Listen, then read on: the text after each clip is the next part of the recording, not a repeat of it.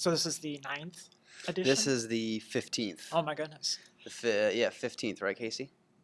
You try to put one out every week? Every week, yeah. I think there was 1 week that we missed, but otherwise we've hit them every week. But I'm slowly getting better at scheduling people ahead of time rather than like 2 days before I want to have people on, like reaching out to them. That's like, it's tough to get people on the podcast. Really? Well, there's a lot of people that say they want to be on it, but then when it gets down to the time where it's like, okay, let's do this. And they're like, oh, I'm too nervous. Really? I don't want to come on it. Yeah. Huh. Yeah. But we're live right now. Okay. So, hello, everybody. Welcome to the High Five with Gage Hartman.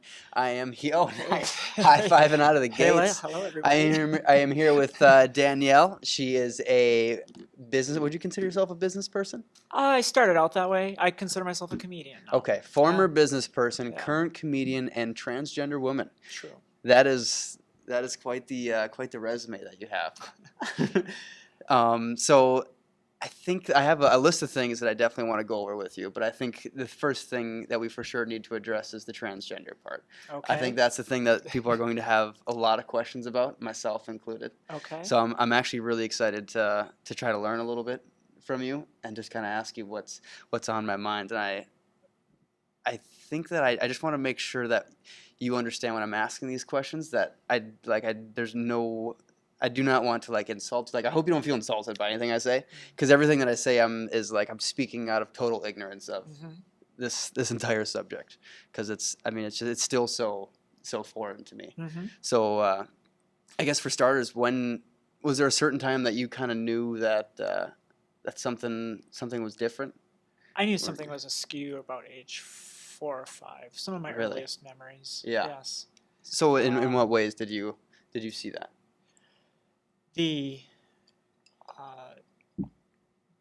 Just people telling me that I shouldn't behave in a certain way or dress a certain way, and I thought, it's interesting. I mean, when you're a little kid, you just don't know. So I thought that I was a girl for a while. Okay. And then but then you get told you're not, and nobody addresses it that way. And then you think, well, what's it going to take? Clearly there's a mistake here. So what do I need to do to fix it? And so I had this list of things that I started making to try to think, well, women wear lipstick, so it must just be lipstick or something. And then you realize, well, that's not it. And so you keep going down this list, and nothing's working. And then for a while, then I thought that all people, and men in particular, thought that they were women. And really? Were women, yeah. At what age did you think that? Probably about age 11 through 18 even.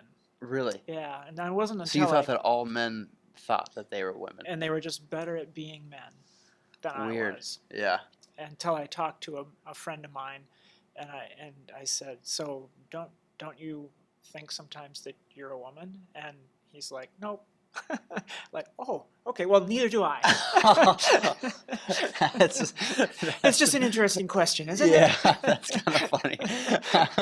I think I would be thrown off if somebody asked me that. Yeah. That's crazy.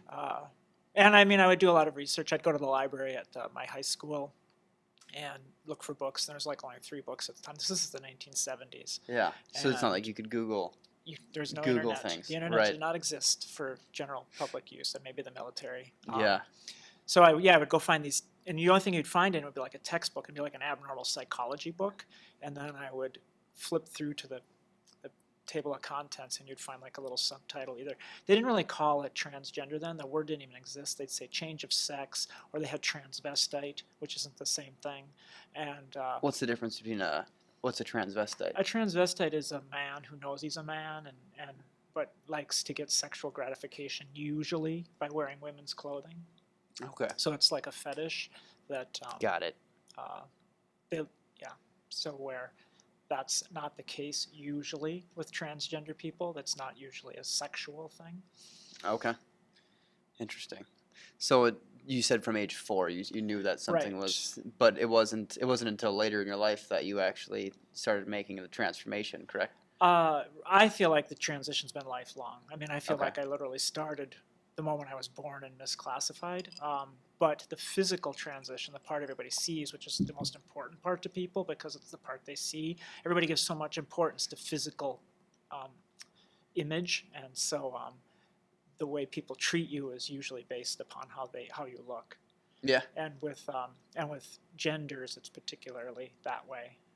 And so the physical transformation didn't start until 2012. Yeah. But all my life, I was kind of building up to that moment because I knew that once I did the physical transition, that the way people treated me was going to change. And I didn't know exactly how it would change, but I figured it'd be harder to get a job. I figured it'd be harder to get money. I figured I knew that I would have to take care of my family. And so pretty much when I was in college, my goals were, my number one goal was to find somebody to fall in love with. Okay. My number two goal was to make enough money that I didn't have to rely upon anybody for the rest of my life, so that number three, I could transition physically and not have to worry about having to rely on having anyone to else make a for living income or anything. Right, because back in the 1980s, when I was going to college, the early 80s, it was a pretty bad thing to be a transgender person. Yeah.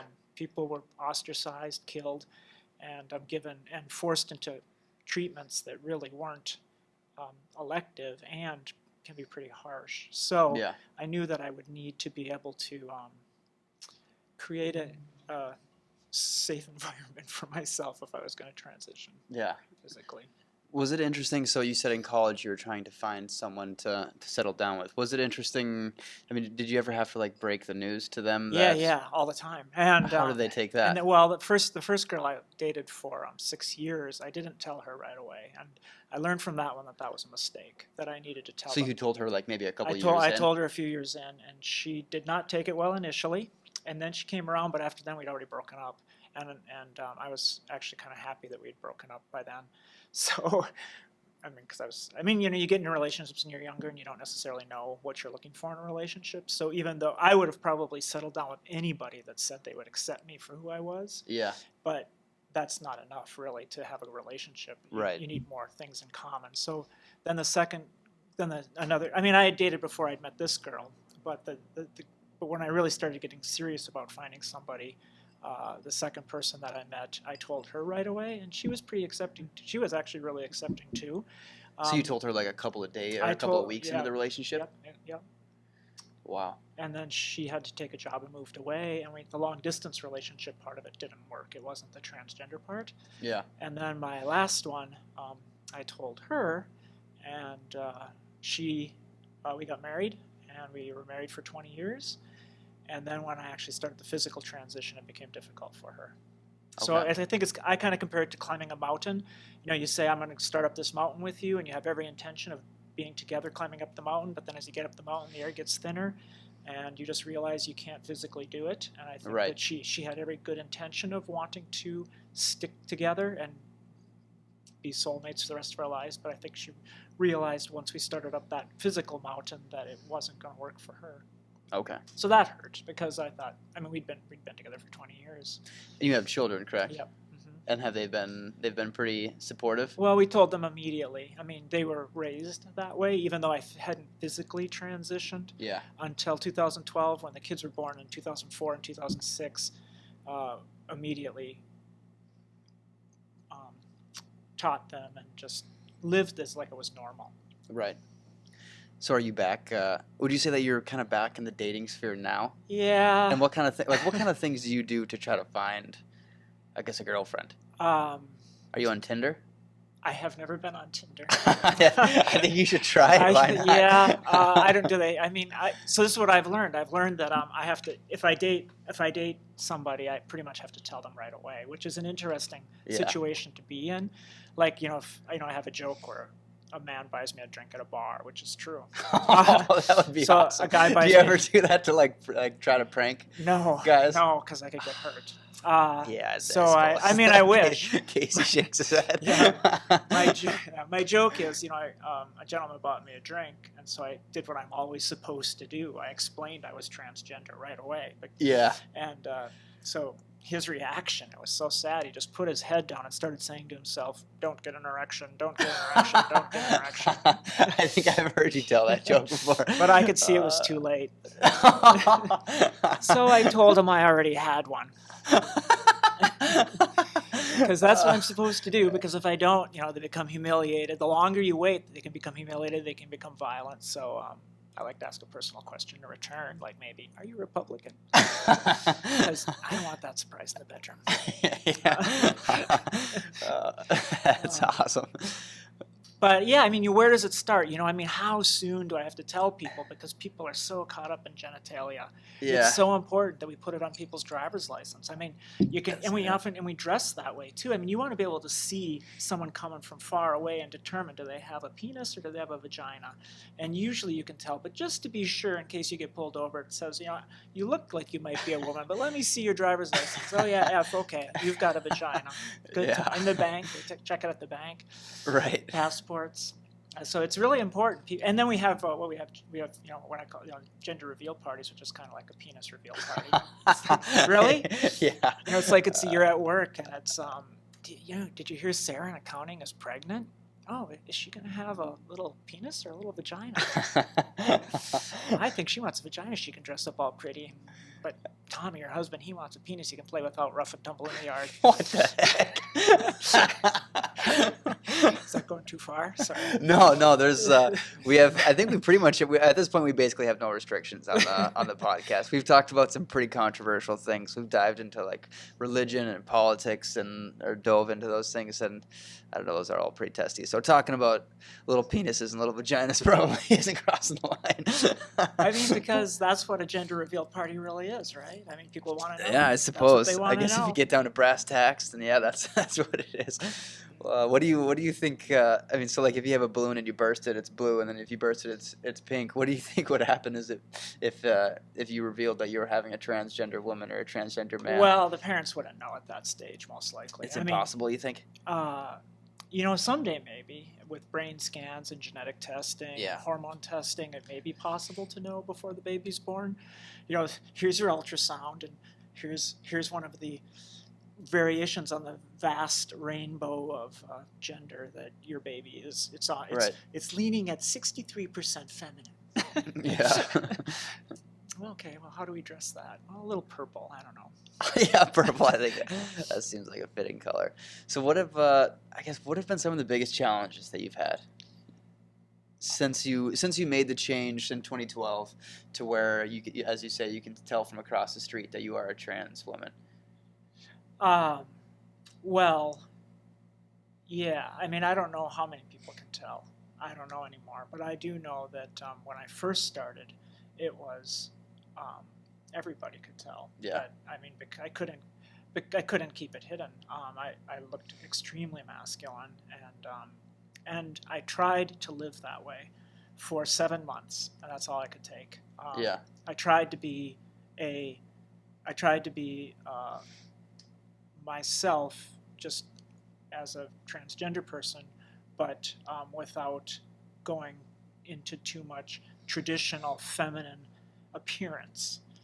And people are hard on that. I couldn't take it. There's a lot of women and men and transgender people who do, and they have a lot more courage than I do in that sense. I mean, now, generally speaking, I think, I may be delusional, but I feel like when I walk through a supermarket now or a mall or down the street that people don't care. I mean, they don't have a second I would look. agree with that. I think that, yeah.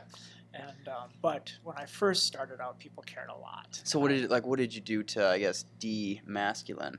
I had surgery. I had some surgery. Okay. I had rhinoplasty, and there's we can go into as much surgery as you want to talk about, but so I had some surgery, and I got better doing makeup. I got better at dressing. Okay. Practice. I mean, I still have I could try to talk in a more feminine manner, but for some reason I don't try too hard to do that. I feel like my voice is my voice. It is what it is. And what's a woman supposed to sound like? Right. You don't want to sound it to sound too forced either. And I do. I mean, it is. I get frustrated when I hear that women are supposed to meet a particular image, whether it's of attractiveness or a certain amount of femininity, or the voice is supposed to sound a certain way so that you can be a real woman. Yeah. I don't think that's fair to women and men. I don't think Okay. it's fair to men either. Do you find that it takes you longer to get ready in the morning as a woman? Not much. Really? I've gotten pretty good at it. I feel like putting makeup on would take forever. I can do it. I can do it in 10 or 15 minutes. Yeah. I can do it in 5 minutes if I have to. It depends. It depends on the event. Yeah. If I'm going to go on stage, I might be a little more careful and put on a little bit more. Is it? Do you think it's easier to like pick out what you're gonna wear? I've As a got a woman than as system a man? down for that too. Because when I was living as a man, I didn't care as much, Oh. Okay. and I was running my business, and so basically I had 4 pair of the same pair of pants, but in Nice. slightly different colors. Yep. And so I it was do the just same thing. Yep, I would just get up and boom, boom, boom, and I would wear pretty much the same shoes every day.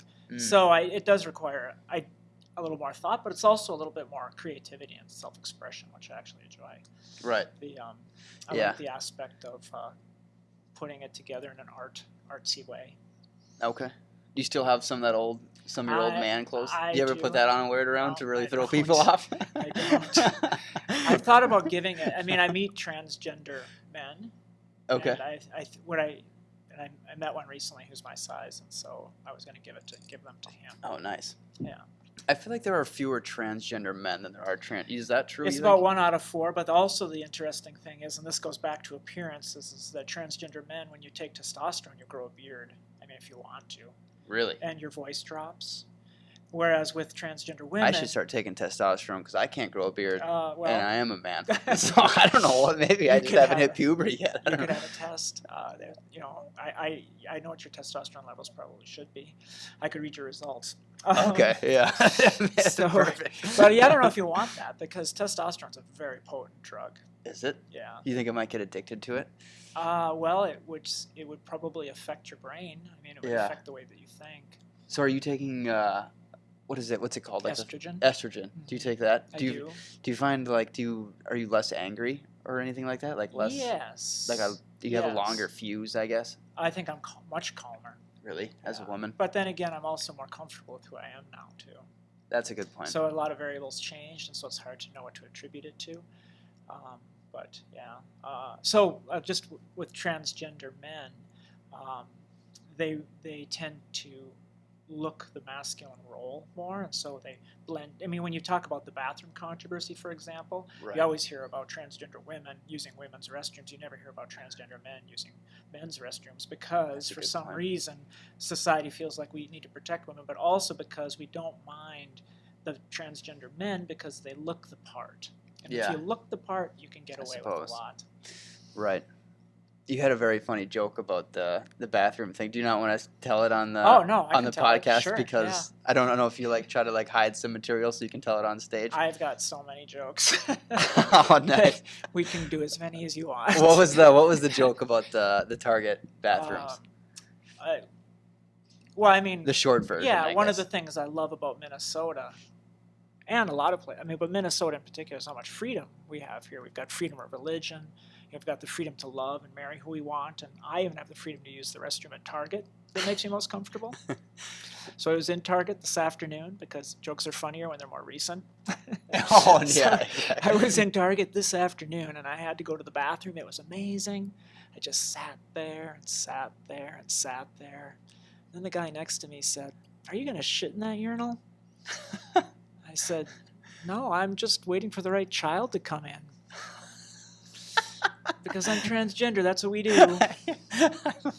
My friends get mad when I say that. They get angry, like, why? I mean, why the years of counseling, the hormone therapy, the painful surgery? Why all that subterfuge just to be alone around children when you simply could have become a youth minister? I'm a daycare provider, Penn State football coach, Republican senator. I love it. I love those testy jokes. So loaded. Yeah, that was so loaded. I like that you get to talk. Yeah, no, I like bringing Casey on the thing. Thanks. Yeah, no, you can talk whenever you want to. Casey, do you have any questions for Why do you keep pushing for that button, Dan? and then that's when he talks? Yeah, exactly. When they come up, I'll ask. Okay. Actually, I do have one. Yeah. Do you identify as heterosexual or lesbian? Yeah, that's a good question, because he was kind of going that direction, but we didn't go that way. I consider myself a lesbian, but I feel like I'm a little bit prejudiced that way. I feel like I really should give men a chance, but boy, it would take a special man. So it's I mean it's my problem, and I shouldn't be so stringent and just be attracted to a particular gender stereotype. And so I'm a little I want to be open-minded, but boy, it would take a special man. But so I consider myself attracted to more feminine people, and You sound pretty open about it, though. That's cool. yeah, I mean, You're not like against the idea of a man. given the situation I'm in and grew up in, it would be pretty hypocritical of me, I think, to be very restrictive. I did, I dated a guy for 5 dates, and I just realized He that, was just a jerk or what? no, he was super Did he nice. smell bad or something? No, and a lot of women liked him, and he was very successful, and he was a good person, but I just wasn't ready.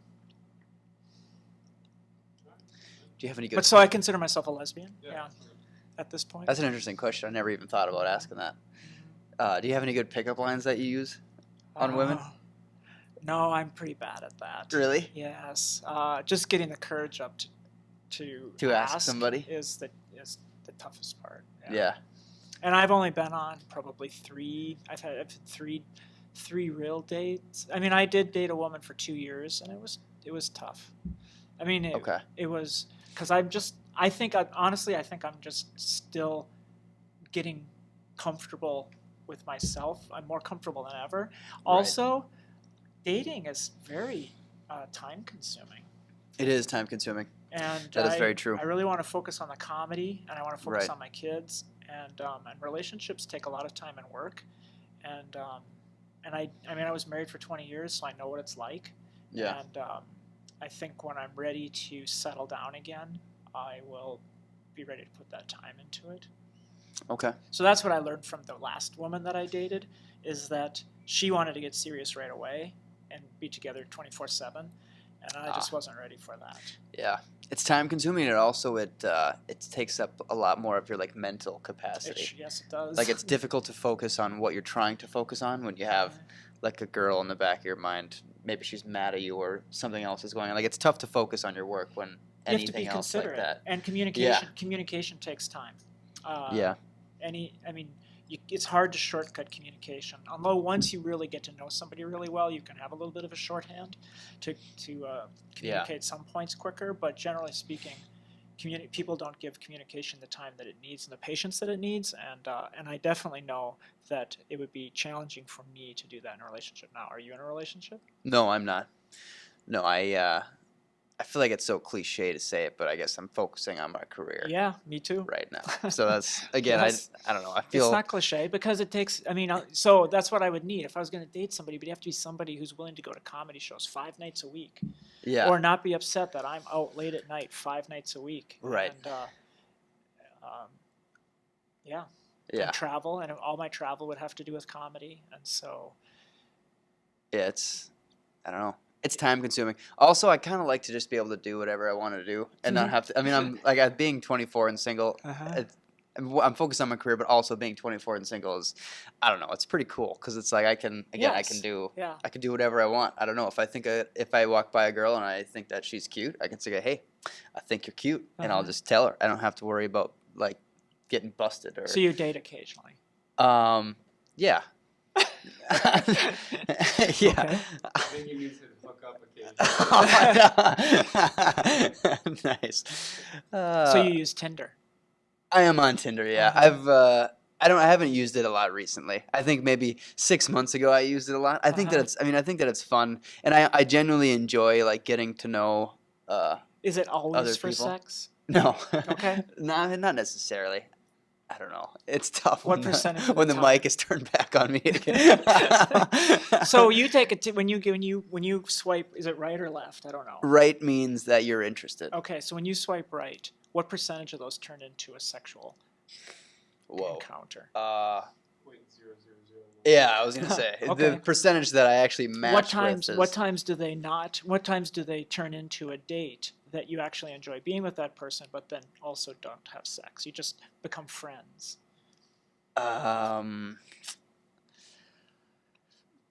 I'm not sure. It'd be tough to, I hope that my grandparents don't watch this episode. No, I Okay. don't know. I honestly, even if I honestly don't know like what the percentage would be. I think it's probably pretty close to 50-50 Really? where I'll go out So you and, still have friends now that you met on Tinder? yeah, but a lot of the times we'll go on a date or whatever and we'll have fun. Maybe we go on a second date, we have fun, and then it's just kind of mutually we're both kind of like we maybe went into the date thinking like who knows what could happen, and then nothing happens. Yeah. Maybe she's not kind of digging it all that much, or it's usually probably her over me saying that they're not digging it that much, but who knows, maybe I'm like, I'm not digging it that much. So maybe I'm wrong then, because my feeling with Tinder is that there's always this aura of at some point we have to make a decision on sex. It can't just be fun. I think and that's casual, kind of the way that it friendly. seems to be, and a lot of people view it that way. But I wouldn't say that's exclusively what it's for. It's not Okay. like when you match with somebody on Tinder, it's not like, okay, it's obvious that this person wants to have sex with me, so that's what we're gonna do. Like Alright. it's not. I mean, it's definitely not obvious that that's gonna happen. It's just a way to leverage technology into meeting more people. So I mean, I can go out to the bar and like hit on girls, which I mean, I do that as well. But you can reach more people through technology than you can in Sure, person. So sure. it's a way to, so you meet them on Tinder, that's the initial connection, but then you still need to take them out on a date, show them that you're not a creepy person, show them that maybe you're funny or whatever, and so it's not like it's you don't have it in the bag when you match on Tinder. It's a possibility. I need let's have Dinder. That's what Dinder. I want Dinder. So you just want to go out and, I want to go out and really not have any pressure and just get to know them. right. Yeah. That's there are a lot of people that are girls that in their bio they'll put not looking for hookups or relationships, just looking for a friend. And there are a there's- lot of people that do that. Okay. Yeah. Or that's what who the guy that we had on last week, Nate Lipinski, the Platonic. He's putting together an app. It's still it hasn't been fully released yet, but he's putting together an app called Platonic where they just connect people who have similar interests, and it's not like a dating app. They're just trying to again connect people with similar interests so they can go to dinner or go hiking or whatever they wanted to do. So that could be a good usage of that. But let's we're definitely going to talk about your comedy, but let's talk a little bit about the business that you started, because she and I had talked on Monday, and you told me about this business, and it's actually a really cool story, I think. So tell me how you got into that. When I was graduating from college, I was looking for a job, and there was this clothing store called the Funk Chic Boutique. That was It rhymes. the person who ran it, Kelly. She didn't want to do it anymore, and so I borrowed $5,000 from my dad, bought all the inventory, and went into the vintage clothing business, which is a nice way of saying used clothing. Nice. Vintage. And what I learned was I knew absolutely nothing about clothing. And so my first year in business, which I think was like 1988, my first full year I did $12,000 in sales. And out of that I made $1,000 profit. Right. And tough to pay the bills. You consider that I wasn't paying myself, so that profit actually would have been my salary that I didn't pay myself. But I took that money and I had put it into a mutual fund. That mutual fund in 6 months had gained like 10%. After 6 months, I had $1,100. Yeah, there you go. And I thought, well, this isn't fast enough. I'm not making fast money this way. I want to make fast money. So I took that money out of the mutual fund and I invested it in the futures market in North Dakota. That's dangerous. Wheat and silver. And within a week, I'd lost it all. Yep. So I was back at zero. And I thought, But luckily at this time, I was getting credit card offers because I just graduated from the University of North Dakota. Perfect. And I could get cash advances. And so I thought, I'm going to make that money back. So I started taking cash advances and investing that in the futures market. And after 6 months, I was $50,000 in debt at 18% interest. And, and I owned a business that was generating $1,000 in profit a year. So at this rate, even if there's How old were you when this was happening? Like 23. Oh, something like that. scary. Yeah. And so at 18% interest, I mean, even if it's no interest, it's going to take me 50 years to pay off this debt. Yeah. So I realized something had to change. And so I had a going out of business sale with the Feng Chic boutique. Nice. And there was two things at the Feng Chic boutique that would sell. And the location was at the basement of this apartment building. Perfect. So we were not in any sort of high traffic location. We were a destination, and Yeah. we weren't really a destination place, so really got very few customers. But there were some people who came to buy postcards and sunglasses. And so I got rid of all the clothes, got a location, had a going out of business sale, made $500 from the going out of business sale, Yeah. bought some carpet and made a counter, and then moved into a mall in Grand Forks called the South Forks Plaza, but it was like a Class D mall, which we called Post-Nuclear Plaza, Got it. because literally half the stores were dark and the anchor store was a Kmart. And but I mean, the rent stayed the same, but the store became much smaller because I only needed sunglasses and postcards. So so the square footage was really tiny, probably between the fireplace and here, Oh my and as gosh. wide as this table. Really? And that's it. And I just lined the walls with really cheap sunglasses because there was only one company that would give me credit. So I had to only buy just their sunglasses, and it was like $3 a dozen. So they gave me $1,000 credit. Yeah, this is 1980, 1990, Right. 1989, 1990. So I know inflation, maybe that box would be $36 today. I don't know. Yeah.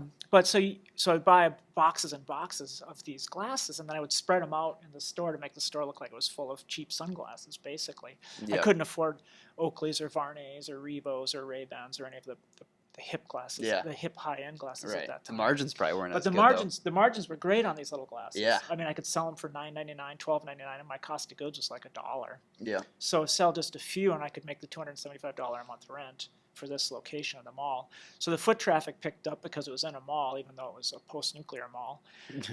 And so my sales that year went up to like $27,000. All right. So, but every penny was going to pay off that credit card debt, and I Yeah. still wasn't making any progress. Boy, did I learn how to deal with bill collectors. Oh, really? Yeah, because I may get calls all the time, because it wasn't just one credit card, it was like 6 credit cards, because I had taken out cash advances. Oh.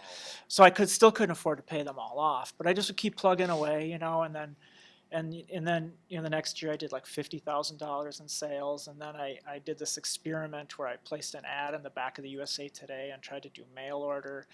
The ad cost like $2,000, which I could hardly afford, and Whoa. out of that I sold like 3 pairs of sunglasses for like $275, and it just about killed me. So I realized from that to never bet the farm again on a marketing plan. Yeah. And so this is, 1993 is coming around. Eventually I had a store in Minneapolis and a store in Duluth and a store in Grand Forks.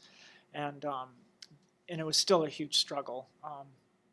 But I was reading about the internet the World Wide Web. Yeah. 1993, It was like the new thing. yeah, I enjoyed reading magazines like about computers, even though I didn't own a computer. Right.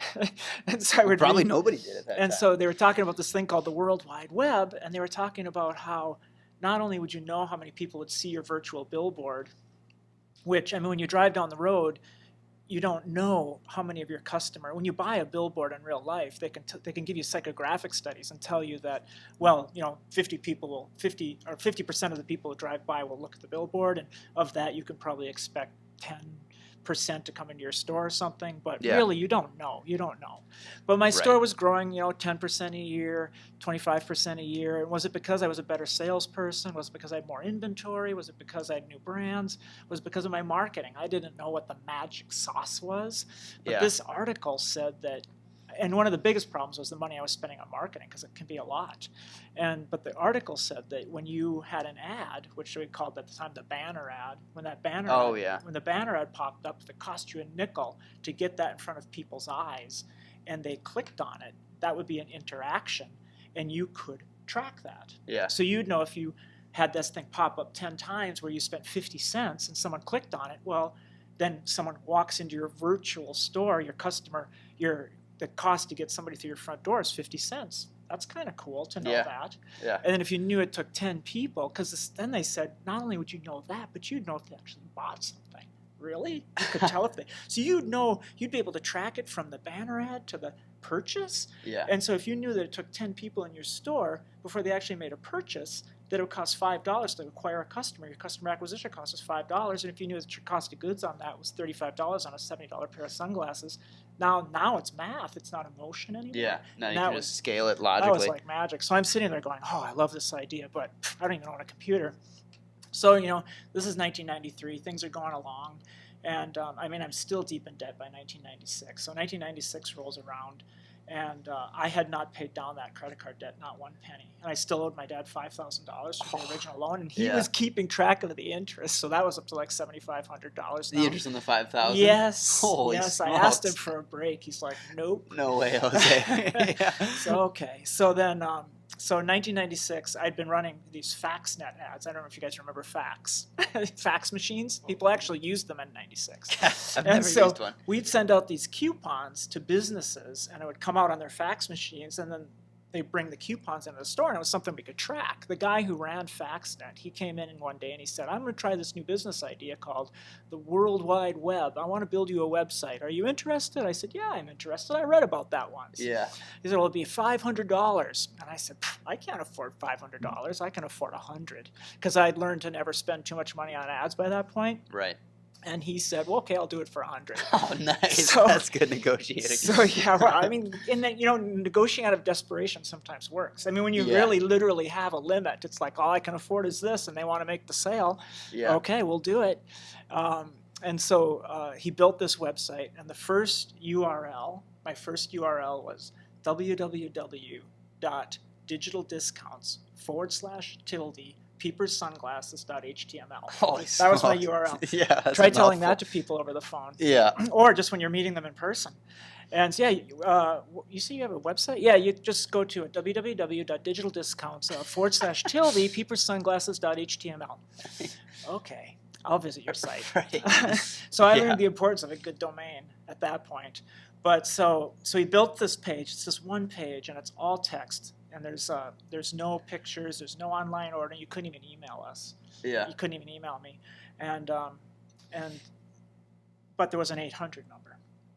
And this single page got picked up by the search engine at that time. Yahoo Okay. was the primary search engine. Yeah. And so one day in December 1996, I get a call on the phone, and the guy says, how much is your Ray-Ban round metal? And I said, well, it's $111. He said, oh, that's a great price. I'll take it. I said, okay, let me give you directions to come down to the store. He said, what do you mean? I'm in New York. Can't you ship it to me? I said, oh, so you must have been a tourist in Duluth. Oh, yeah, so you're probably staying in the Holiday Inn. Yeah, sure, I can. No, I don't even know where Duluth is. I found you on the internet. So I thought, oh, this is fraud. Yeah. But now I had to go through the motions. So, because that's what I've learned, is you Yeah. got to go through the motions. And Right. so I grabbed a piece of paper and a pen, because I still didn't own a computer, and I wrote down his name and his address and his credit card number. And then we hung up the phone. I went to the wall. I keyed it in, expecting it to come up declined, but it didn't. It came up approved. So now I had to actually ship him the sunglasses. Yeah. So I went into the garbage, and I found this box that Ray-Ban had shipped me the sunglasses in originally, and I Yeah. packaged it up, and then I walked to the post office, which at that time in downtown Duluth was just a few blocks away, Okay. and I shipped that off to him. And that was my first internet sale in December 1996. That's crazy.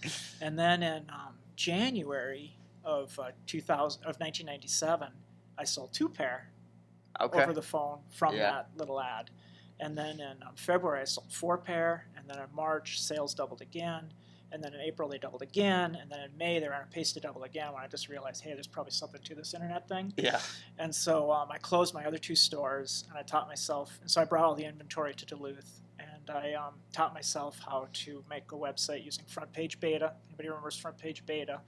And I got to know the CP Internet, which was owned by Chad Broflot, who died of brain cancer. And that was a horrible loss. He was one of my best mentors. His business was always a few steps of mine.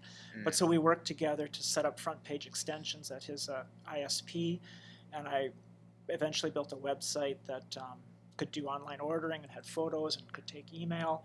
And then, so in 1996, my sales were $200,000, and that was across 3 stores. So I was still only paying myself $12,000 a year, seriously. Wow. So in 1996, I was living in an apartment on 3rd Street and 19th on the 5th floor, 5-floor walk up.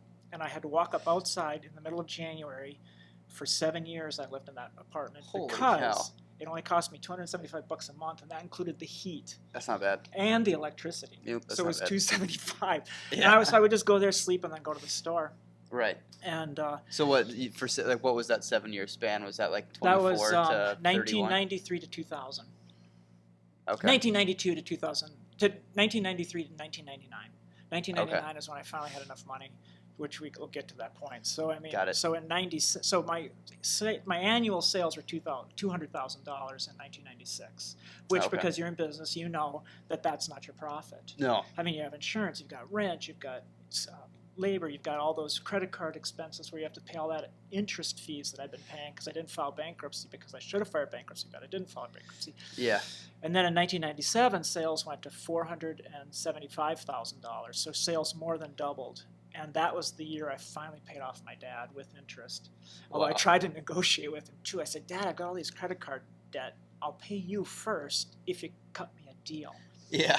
Or I'll pay the credit cards first because they're charging me more interest. And he said, I'm not going to cut you a deal. So I started negotiating with the credit card companies, and I eventually paid all those off in 1997 too. So by 1998, I was completely out of debt. Wow. And my sales... That had to have felt good. It was amazing. And I even paid off my student debt by 1998 because my sales had gone to 1.5 million in 98. And then in 99, it was on pace to do 3 million.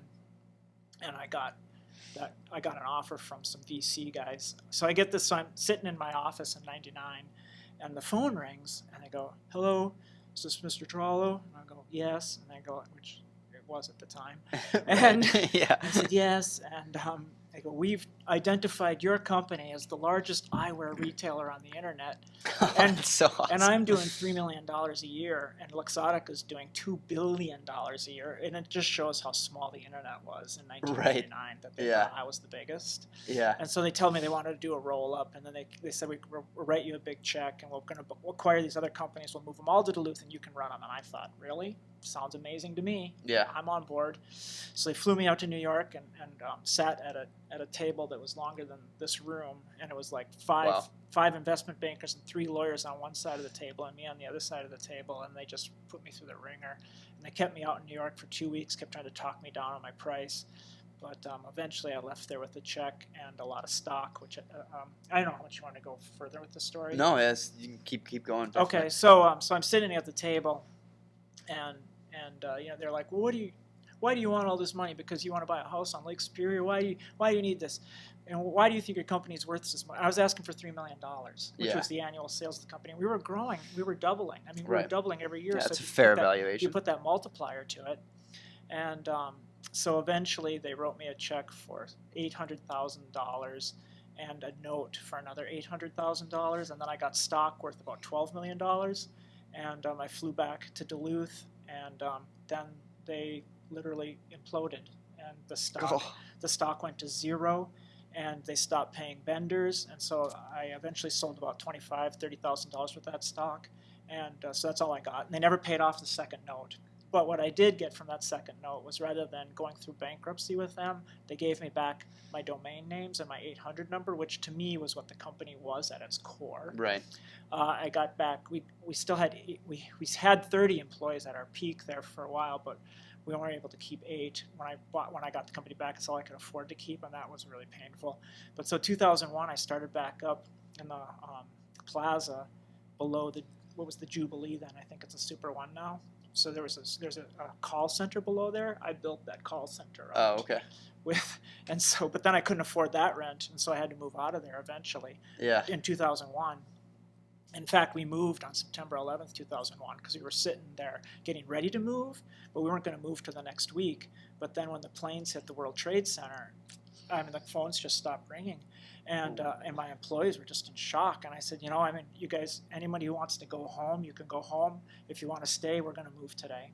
Wow. So we shut down all the phones. We moved everything to our new location on Superior Street, and went back into business. And that first year back in business, we did 2.1 million, and I lost money for the first time in my life. I lost $30,000 that year, but I could afford to because I still had kept that check that they originally wrote me. Yeah. And then the next year, though, we did $3 million. We made a profit. And the year after that, we did $6 million. And then eventually we just kept going again. And I sold the company again in 2007. Wow. So that's short version of that Yeah, story. no, that's crazy. Do you think you would ever start another business? I don't think it's a lot of work. Yeah. Starting a business is, I mean, there are very few overnight successes in business. It's about as common as winning the lottery. I think Right. you see people who say, oh, wow, he just came out of nowhere. Well, there's a point where they come out of nowhere, but you don't see the 10, 15 years of work that went Yeah. on before that. Oh, exactly. And I'm not sure that I want to do that again, but I would love to run a company again. So if anybody out there needs Is somebody looking who for can a turn around CEO? a company, yeah, I Nice. can turn around a company. What would be an ideal company for you to run, do you think? I could do a retail company that was an internet company, but I could also do a tech company, I think. Yeah. Because what I think my skill is that I can take cats and herd them. I'm good at herding cats. Herding cats. I can herd cats, which means I can get people to row in the same direction. Oh, okay, I hear you. So Yeah, I I'm was like- pretty good at building a consensus of a disparate organization as long as I have ultimate authority.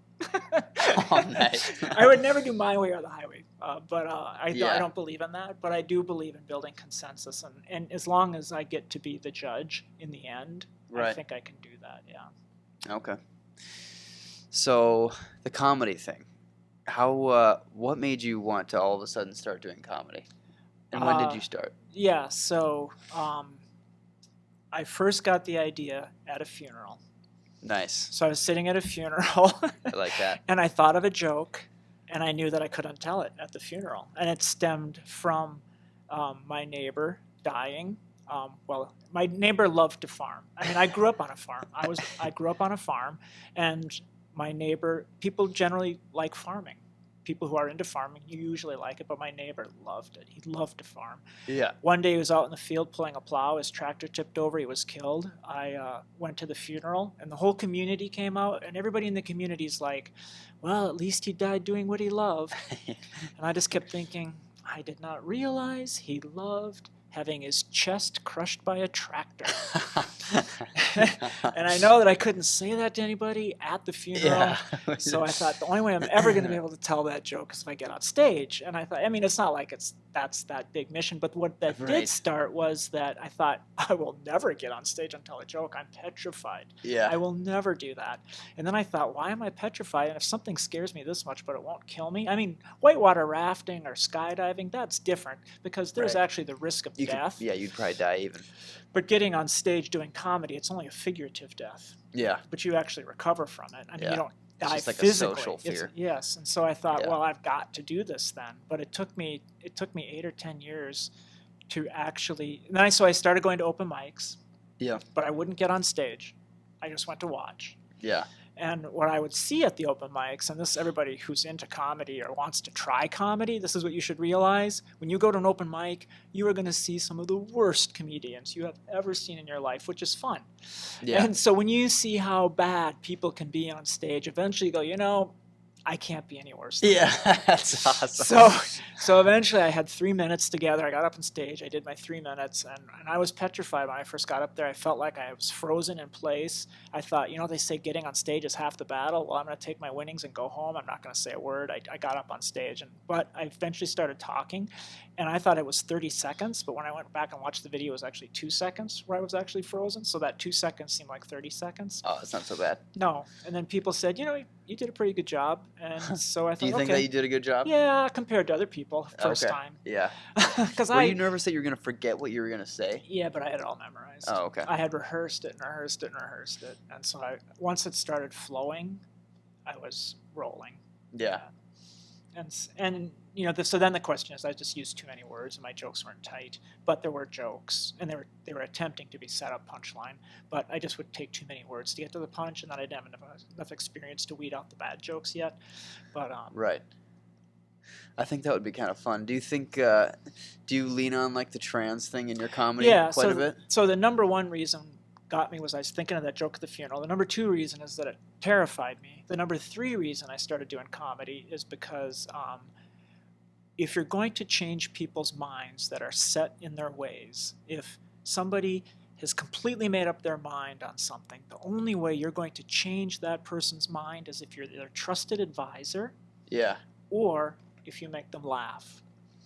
Right. If you can be a trusted advisor by being a friend for 20 years or maybe being their accountant for 20 years. And so when you give that person advice after decades of being their friend or their close business partner, they might go, huh, you've given me good advice in the past. Maybe I will change my mind and consider that new way of thinking. But if you're just someone that they've never met, they're not going to give you any time of day on that. And so, but if you make people laugh, it floods the brains with endorphins and oxytocin and the novelty, and it creates the synapses in the brain open up to new ways of thinking.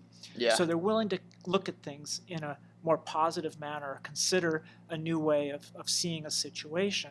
So really, with comedy, my goal is to brainwash people, to get those chemicals going in their brain and brainwash them to my way of thinking.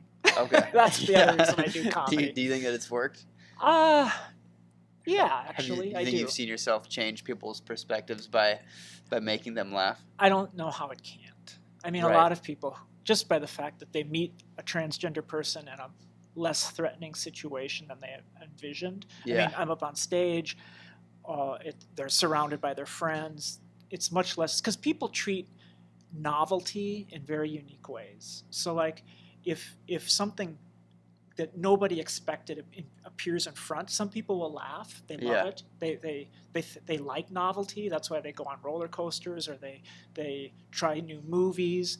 Some people just love novelty and they react in a very positive way. Yeah. Some people, when they're faced with novelty, they feel threatened and they become violent.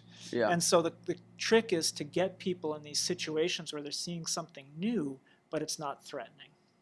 And by telling people jokes and by being on stage and having them be surrounded by their friends, it's less threatening. So when they see this transgender person for the very first time, they kind of go, oh, you know what, it's not as bad as I thought. Right.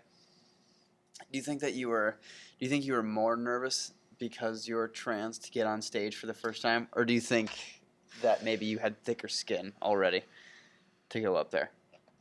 I think it's the latter. You think so? Yeah, I had faced a lot of I'd faced a lot of harsh. So it's kind of like, what the hell are these guys going to say that I haven't already heard? True. Yeah. Yeah. Yeah, I could say. Casey, you think you ever do comedy? I think of jokes all the time too. I would never And you're just like, man, I'm fucking funny. Yeah. But I never thought about going on stage. You don't think you could go on stage and You do it? just though? write them down. All right. And then give them to me. Yeah, write them down. Email them to Danielle. I'll tell them. Yeah. Nice. No, but I mean, if you write them down, when you do an open mic, like tonight is actually an open mic. You could do it tonight. We let anybody on stage. I mean, now it's like because I've been going there for 5 years. Oh, right. So it's like I can actually have some yeah. And that's Dublin's that you're talking about? Yeah. Yeah. Which she's performing tonight at 10:30, Casey, if you want to go check her out. The people who are watching this right now, I can't invite them because it won't be coming out probably until tomorrow. Tomorrow. Unless you really get on it, yeah. So tomorrow, the pro show, I'll do 2 shows. And that one's a paid show. And the pro comedians that come through town, they are hilarious. Are they? I've never seen a bad pro show, and it's an honor for me to be able to introduce them and to host that show. Oh, nice. And where's that at? That's at Dublin's too, on Saturdays. Okay. And what time is that? It's 2 shows. It's 6:30 and 9. Okay. So It's if anybody's 15 watching this it's Saturday morning. $15. But if anyone wants to find me on the website or message me, I can certainly get you in for less. Yeah. Maybe even free. Oh, depending nice. upon how many people. Yeah. I Yeah. mean, I don't know. Hooking it I don't know up. how many people, but yeah. There was a guy, I think it was like 3 or 4 years ago. I was trying to throw a client appreciation party, Mhm. so I hired a comedian. He plays at Dublin's all the time. His name is John. John Peterman. That's it. Is that Yep, yeah. that was it. Yeah, I hired. I have him saved in my phone as John Comedian, so I Uh-huh. never remembered his last name. Uh-huh. But I had him perform for me at a show at Clyde Ironworks. I rented a space and I sent out literally thousands of invitations to people trying to get them to come to this client appreciation meeting. And this was after my first year of business in Duluth, Mhm. and nobody came to it. Really? Yeah. Oh, I had bummer. I had a group full of my friends that came to it. I had probably five 5 friends come, and then there was two or three people that I do business with often came to it. So I had like a built-in group of like 8 people that came, but then I was expecting like 50 because I was like I counted 1,500 invitations that I handed out because I door knocked and handed them out too. I wanted to get as many people as I could, and I had 8 show up. But then I went throughout the restaurant at Clyde, and I went to everybody's table, and I was like, hey, I paid for this comedian. Nobody's here. If you guys want to bring your food over and eat and watch this free show, then please do. So I think I ended up having like 25 or 30 people in there watching the show. Were you happy with it? Yeah, it was fine. It was. I mean, I kind of consider it a failure because of how few people ended up showing the up. comedy. Did you like the jokes? Yeah, it was hilarious. John was very funny, and he's a great corporate comedian because that's what he said. Yeah, he knows just how far to push it without being too edgy. Yeah, and so being a corporate comedian like that is a skill that's rarer. That would be tough. Yeah, if I ever became because you can't a comedian, be too political, you can't be too sexual. Right. Do you think you would ever do that, or you like being edgy? When I host at Dublin's, I have to be less edgy because I'm kind of warming people up, and if I get too into it too quick, it scares them and it makes them not any fun for the pros that come up. Yeah. So I've been writing more innocent jokes. Like my kids told me down in Canal Park you could see a horse-drawn carriage. I said, "Wow, I did not realize horses know how to draw." Yeah. See, I mean, I like that joke, but I really like the Target joke. That is nothing like the Target bathroom joke. Any joke that makes I like to see people's reaction when they go, "Are you kidding me? Is she serious? That is so inappropriate." That's what I like love getting too. people worked up is like my favorite thing. I absolutely love it. What do you do to come up with like your material? It used to be that if something made me really angry about being transgender, or to me was just a completely incorrect conception, then I would say, how can I write a joke about this? That was my starting point.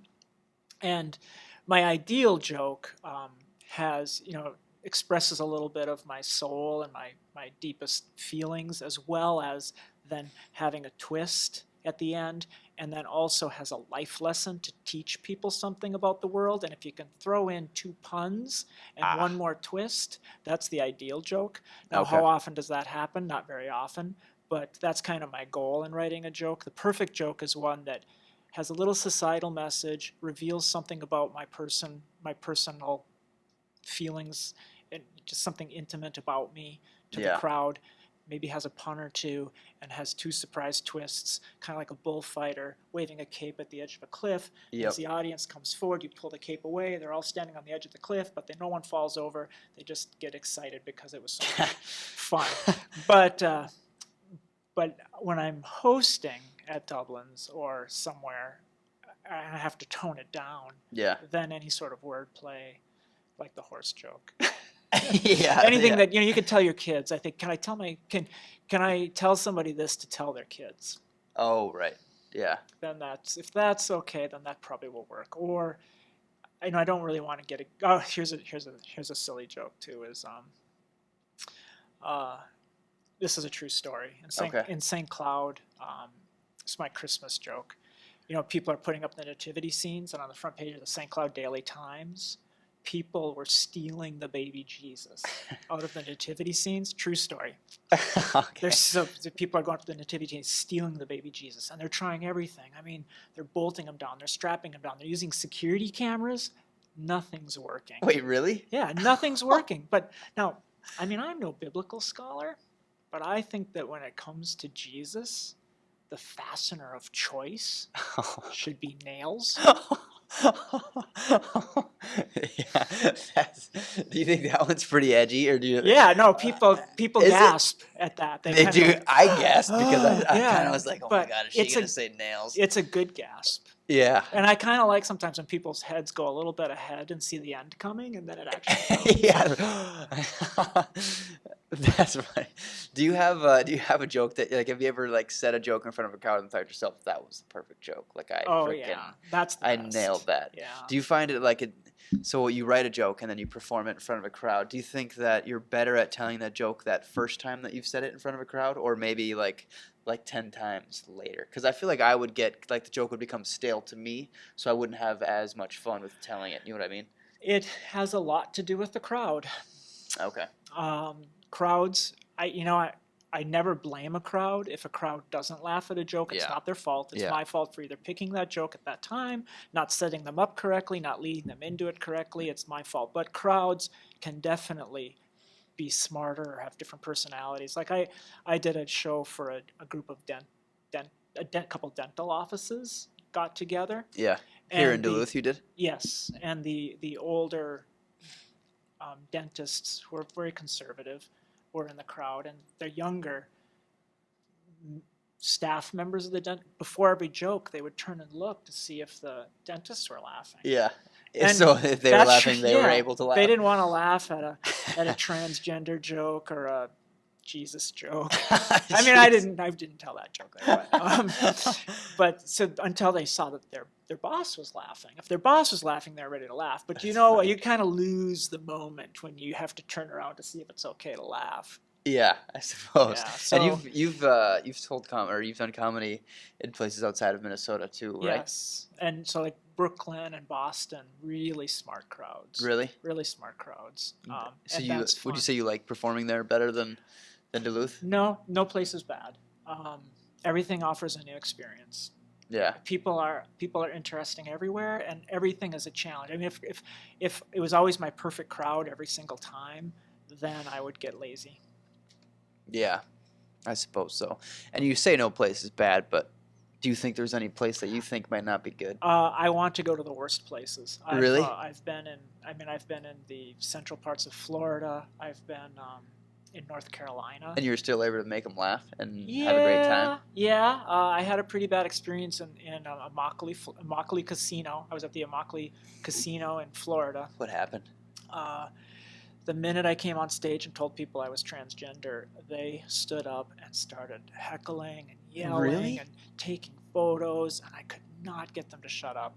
Another comedian in the crowd at the time had to stand up and yell, "Shut the fuck up!" And, Yeah. And then I started into my jokes, and I did my Bruce Jenner, Caitlyn Jenner joke, which is always a crowd pleaser, and so Okay, what's that one? yeah, so I grew up on a farm in Yeah. central Minnesota, and when I told my parents I was transgender, they had no reaction. What really shook them up was when I told them I was lactose intolerant.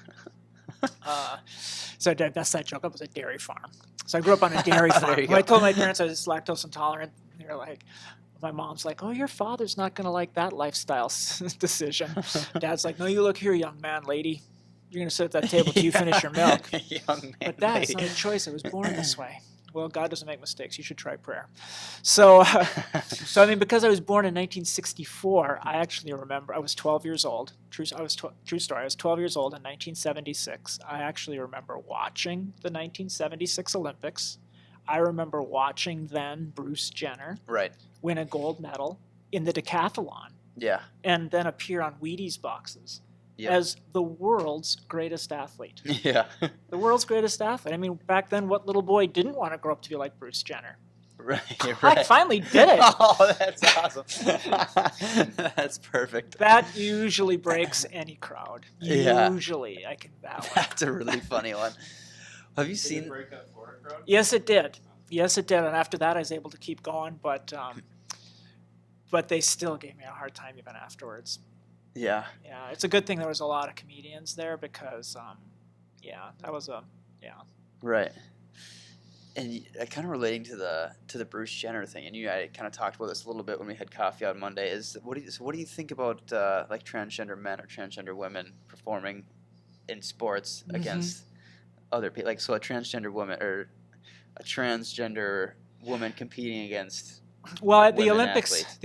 the Olympic Commission stopped testing for gender back. I think it was late 90s because it just wasn't working. It wasn't accurate. I mean, people are so blurred. What do they do to test for gender? They don't. Oh, back then Yeah. they were probably doing genetic swabs testing for Okay. XX or XY, but not everybody fits XX or XY. Okay. Not every. I mean, you want to say, well, women are XX and men are XY.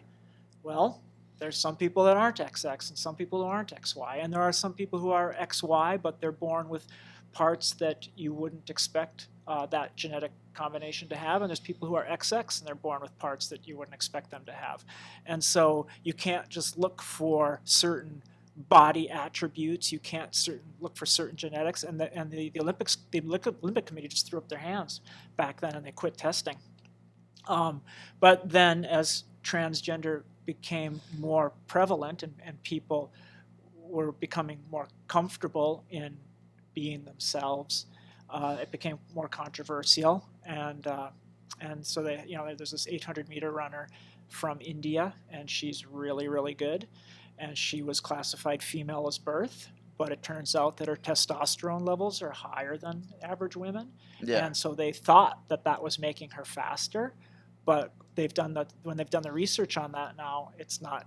Maybe it makes a difference of 0.01%, but then how much a difference does height make in a great basketball player? I mean, so at what point do you say this 350-pound boxer is going to come up against this 200-pound boxer?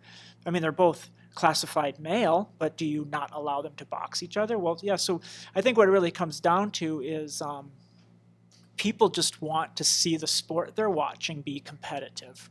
They want it to be competitive. And so what do we do with wrestlers and boxers? We divide them into weight and height groups. So maybe that's what we need to do. But I think that anytime we use genetics to divide people into groups, we're asking for trouble. Yeah. I think anytime we say, this is your genetics, you're going to be over here in this box. These are your genetics, you're going to be over here in this box. That's just asking. That's a recipe for disaster. It sounds like sounds like Hitler. Sounds like it sounds like a Nazi concentration camp in the making to me. Yeah. So I think that's dangerous. So what they were trying to do then was to use hormone levels. If you had 5 nanomoles of testosterone per liter of blood, if you had more than that, they'd classify you in the male category. If you had less than that, they'd classify you in the female category. And if you're a female who had, if you have a vagina and everything that you think a female should have, but your testosterone level exceeds 5 nanomoles of testosterone per liter of blood, well, then you better take drugs to get it down. And now they're going, we're going to make athletes take drugs so that they can fit into the female category. So again, it ran into problems. So how do I feel about it? I think that anytime we separate people into groups based on some arbitrary thing, we're asking for trouble. But if we do need to separate people into groups, we should probably figure out a way that maybe doesn't have to do with gender. But even then, it's going to be a problem. Yeah. Yeah, that's a difficult subject, and I don't know enough about human anatomy to have like And that's the challenge too. Is an educated response. You'll see an article on Breitbart or even the New York Times, and then you'll read all the comments down below, and they're like, "Well, anytime you put a man with blah blah blah blah." I mean, all these people with all these comments, suddenly they're all geneticists, but they're not, or they're all endocrinologists all of a sudden. But really, all they do is sell newspapers at the newsstand, or they drive for Uber, or maybe they're even a geologist. But yeah. they don't know what they're talking about. Right.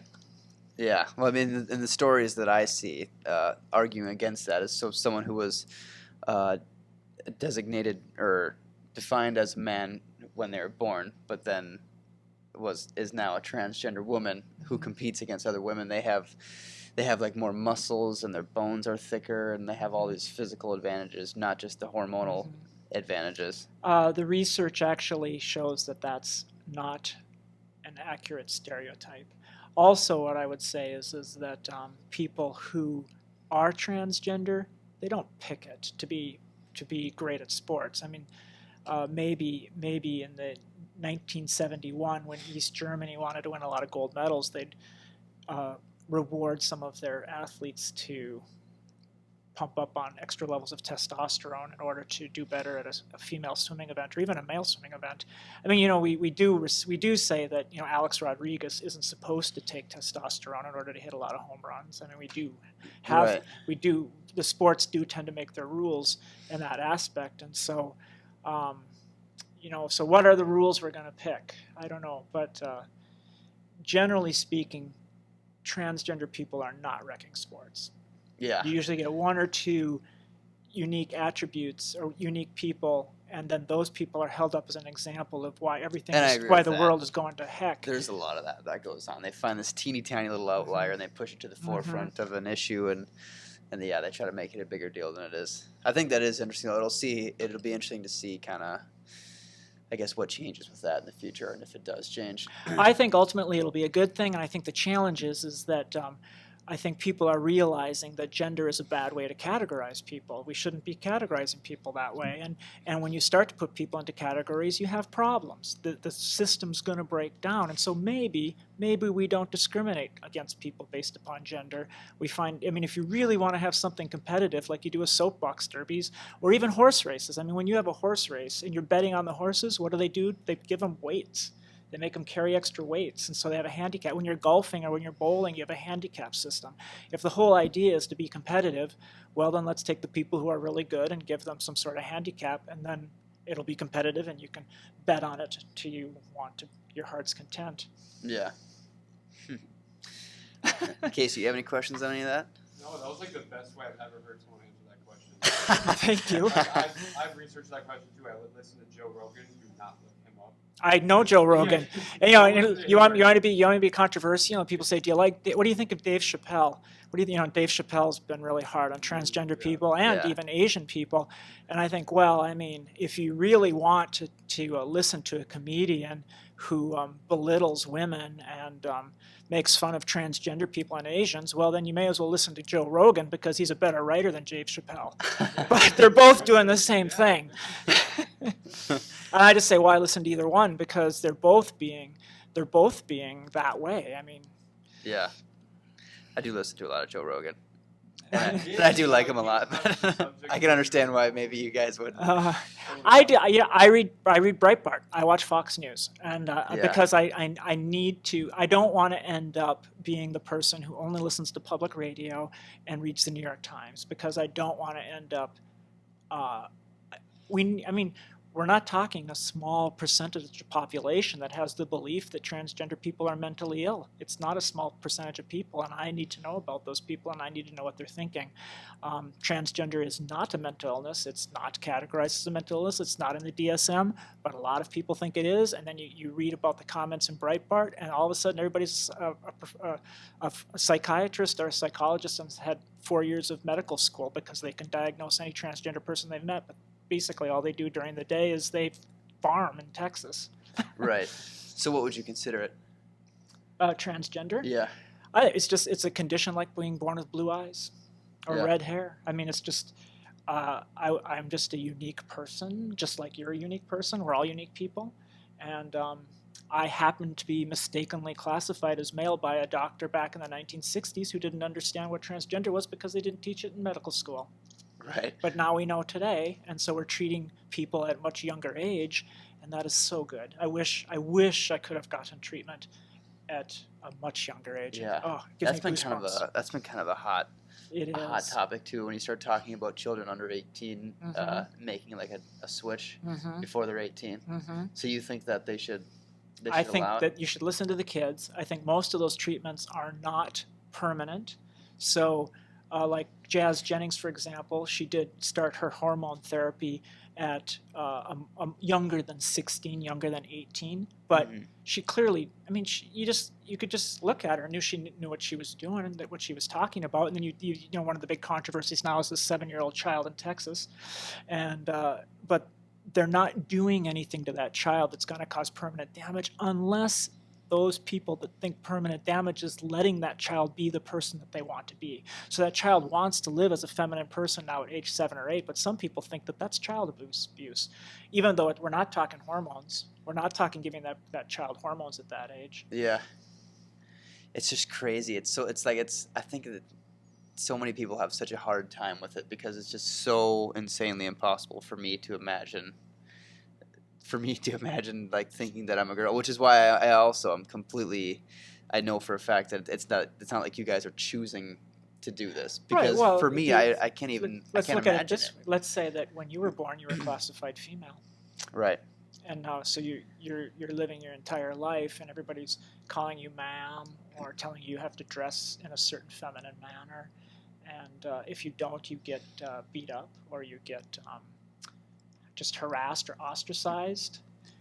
And so therefore you continue to live within that classification because you don't like being beat up. Right. But you'd still know inside Yeah. that they're wrong, that you were classified incorrectly. Yeah. I don't know. Again, I cannot imagine. I can't imagine it.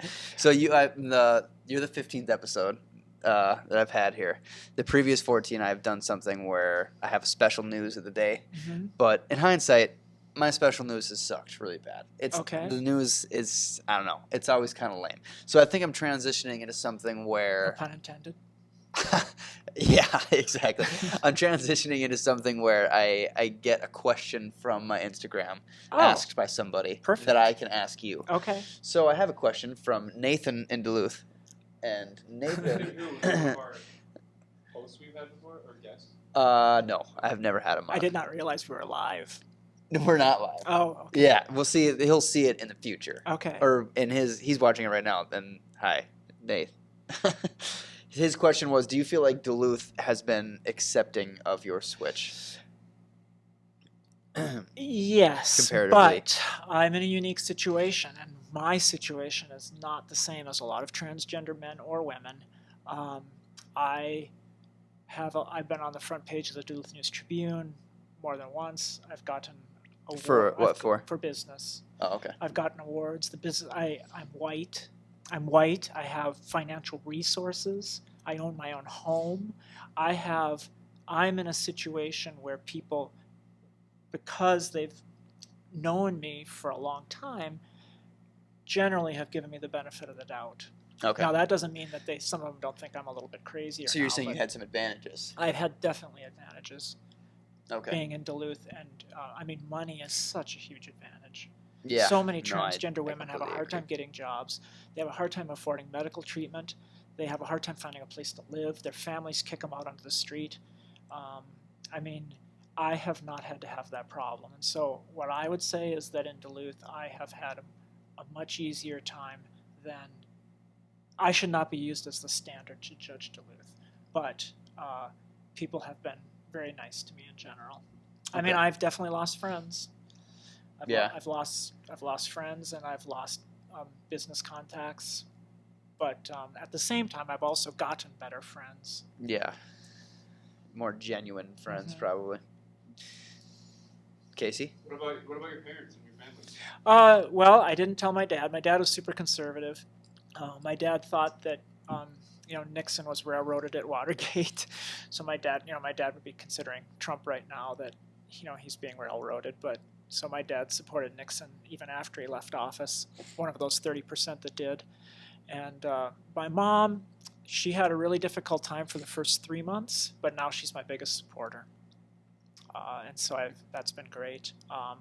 My brothers and sisters, it took people a little while, because not everybody understands it. So, and even I had a hard time explaining it initially, and so I wrote up this big thing trying to explain it to people, and I was talking about genetics and hormones, and I think I just gave them too much information at the beginning. But my family's been very accepting now, except I have one brother that he talks to me, he's nice to me, but he doesn't buy it. He's very conservative. How old were you when you told your parents? Well, again, I didn't tell my dad. My dad got dementia, and so 2012, and so whenever I would see my dad, I just wouldn't even tell him. He didn't really know because he had dementia, so I just didn't. There's no point. But my mom, that I was 50. I'm 56 years old. I was born in 1964. Yeah. And January 1st, 1960. So I'm actually going to be 56 in a month. January 1st? January 4th. Oh, okay. So I'm going to be 56 in 2 months. So I'm 55 right Yeah. now. But And unless you believe life begins at conception, in which case I'm a little older than 56. Okay. Yeah. Oh, that's a good thought. I never even thought about that. Yeah. Are there people that believe that? Or is that? Don't a lot of people believe that? I don't know. I don't a lot think of people so. believe Everyone who's life begins at pro-life. conception. That's yeah. kind of sick. I don't really want to think about that. I don't really want to do the math. Yeah, on you want to have a threesome? exactly Just when. find a pregnant woman. There you go. Oh, that's messed up. It's also pedophilia. Is it? Do One you of my think comedian friends No, says, 2 that's items not off my true. bucket list. Gross. That is funny though. Again, I love that kind of comedy. That's like, oh man. Oh, I don't know. I think that's pretty much. Casey, what are we at for time? Do you know? I don't even know because this thing doesn't tell me the time. I think we're at. I think we're over. I think we're like an hour We're and pretty over, but 15 this hour, is like 20 hour, one 25. of my favorites. Did you like it? Yeah. Yeah. Good, thanks. No, yeah, I think that you. I mean, you're a very interesting person, a very impressive person. I was really glad to have you on the podcast. But Thanks for is there inviting me. Oh, for sure. Is there anything else that you maybe wanted to talk about that we didn't cover?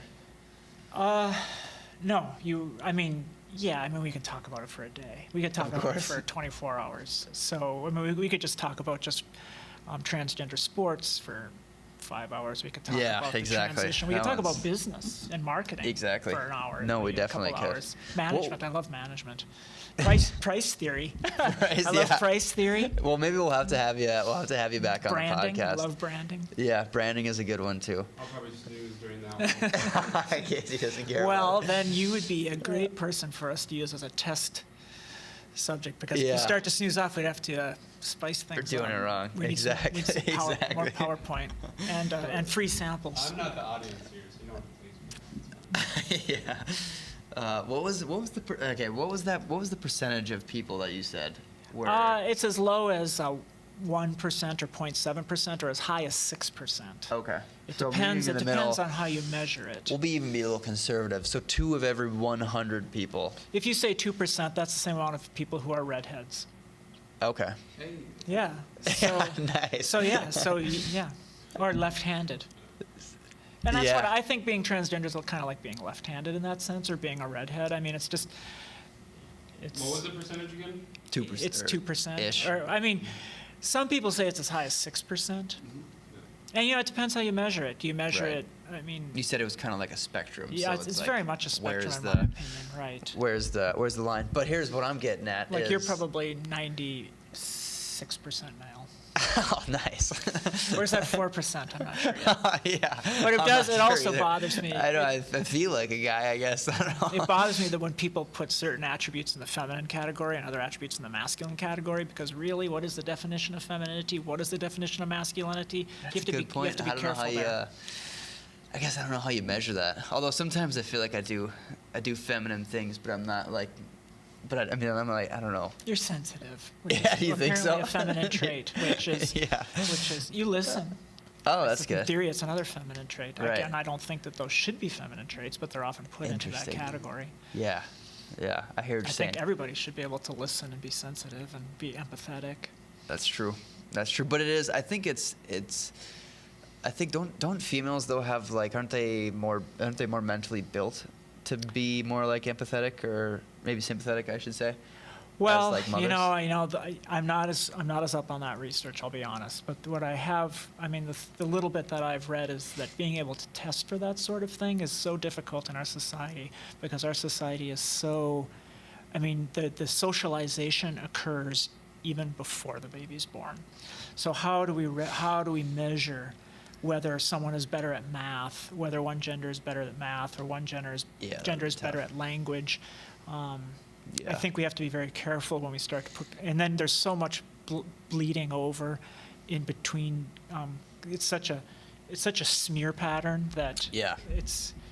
I'm not sure how to answer that question. I'm pretty certain that women have a higher pain tolerance than men do. Have you had kidney stones? No, I never I had- have. Oh I my had a god, I male hope that friend doesn't with happen to me. kidney stones. Holy Wow, smokes, that would yeah. suck. But I don't know why. I just feel like sometimes, or like, I don't know, like a girl will like wash her hands in a sink or something like that, and maybe she'll leave the water where it was at, and I'll put my hands in there, and I'll be like, what in the hell is wrong with you? This hurts. It's burning my hands off. So I genuinely think that women have a stronger pain tolerance than men do. Or maybe I'm just a baby. I don't know what it is. Yeah, who knows? But okay, so 2%, and I don't know. Let's say I have. The most views I've got on a podcast, I think, is like 350 or something like that on YouTube. But then I get an additional like 70 on iTunes and like 30 on Spotify and then Facebook and Instagram or something like that. So let's say that 400 people end up consuming this. That would mean that 8 of them are transgender. Based upon being very generalized. But they're just yes. not. But maybe they're not like telling people about it. That's so what would possible. you have to say to those 8 people who haven't told anybody? If I'm talking to a transgender person who is still deciding how to deal with it, Yeah.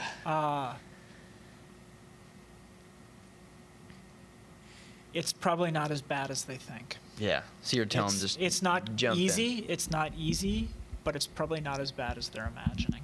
It's Yeah. probably not as bad as you're imagining. It's not to say it's easy. Right. And I wouldn't want anybody to put themselves into a physically dangerous situation, like with their family or their parents, because that can happen, or Yeah. their boyfriend or girlfriend or their neighbors. But my experience is that it wasn't at all what I expected. Some things were worse than I expected. Some things were better than I expected. But most transgender people think it's going to be worse than it is. I couldn't even imagine. I remember in like junior high or high school, if I got like a new haircut, and I would be just petrified to go to school because I wasn't sure how my classmates would accept my new haircut. Just the smallest little word could just completely throw off my Yes, self-confidence. yeah. So I mean, like, Much I don't less know, getting- dressing like yeah. a guy, and then all of a sudden you show up to work in heels or pumps or whatever. Or even just with longer hair. Yeah, or Or just I mean, you know, how people express themselves is I've finally gotten to the point where I'm able to go out to run errands without any makeup on. Yeah. I mean, I put makeup on. We're doing a podcast, and I enjoy wearing makeup sometimes. But there were times when I would be petrified to leave the house without any makeup. But I've gotten to the point where I do now. So, Yeah. So it's become more of just a enjoyable, artistic endeavor, and not one that needs to be done. Right. But I do know that, I mean, I'm treated better on stage and in other situations like that, and I sometimes don't have the courage, which is my challenge, to be a less feminine transgender person. Okay. Because it's easier for me to move around and interact with people the more that I fit the look that they're expecting a woman to have. Yeah. And so Okay. that's one of my weaknesses and one of my complaints about society. Okay. Yeah. So no, hopefully I can work harder to try to change that, but I don't know. that's interesting. That's a pretty ingrained. Gender is an extremely ingrained attribute that a lot of people are afraid to venture outside of, just in the way that they even deal with people. Yeah. I'm not just talking about themselves, but in the way that they treat people or interact with people who they perceive as one gender or another. Right. This has been very educational for me. Well, thanks for giving us the opportunity. I mean, Yeah, you no. and me. And Once again, thanks for coming on. I hope that some people learned some things, and again, I'd be glad to have you on again someday it'd be an honor. in the future. But Thank you. high Oh yeah, five it another out. one. Thank Yeah. you. Out of the frame, you gotta redo it lower. Oh, okay, nice. There we go, perfect. Yeah, Casey hit it. Oh, Casey's on camera a little bit Yeah. even. Casey hasn't been on camera, but he's been. We didn't see the nail polish. Yeah, exactly. Yeah, plot twist. Yeah, twist. plot twist. Yeah, Casey's a girl. Yeah, nail polish is really the defining factor. It has nothing to do with anything else. It's all. It's all. exactly. It's all nail polish. That was fun.